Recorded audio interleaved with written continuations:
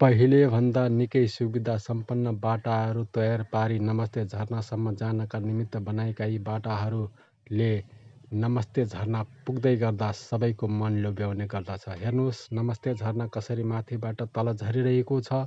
यो दृश्य हेर्नका निमित्त सबैजना त्यहाँ पुग्नै पर्छ र यो मनमोहक दृश्य हेर्नका निमित्त त्यहाँ पुगेर प्रत्यक्ष हेर्दै गर्दा निकै आनन्द आउने गर्दछ।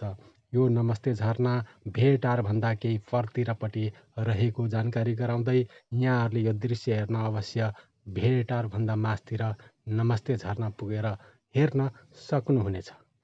नमस्ते झरनाले सबैको मन अवश्य नै लोभ्याउनेछ। कति मनमोहक दृश्यले सजाउ यो नमस्ते झरना हेर्न जो कोही पनि जान सक्नुहुनेछ।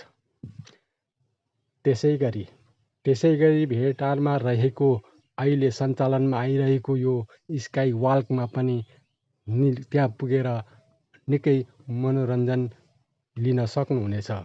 यो स्काई वाल्क हिँड्दै गर्दाखेरि म आफूलाई भने अलिक डर लागिरहेको अवस्था थियो, किनभने कतिपय ठाउँमा यो सिङ्गल रड राखिएको हुँदाखेरि अलिकति डर लाग्दो रहेछ। तर डराउनु पर्ने कुनै आवश्यक छैन।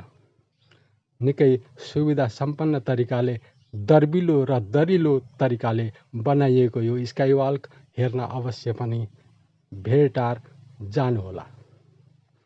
यो दृश्य कैद गर्दै गर्दा यहाँ हुस्सु कुहिरोले भरिएको थियो र अन्य दृश्यहरू कैद गर्न सकिएन।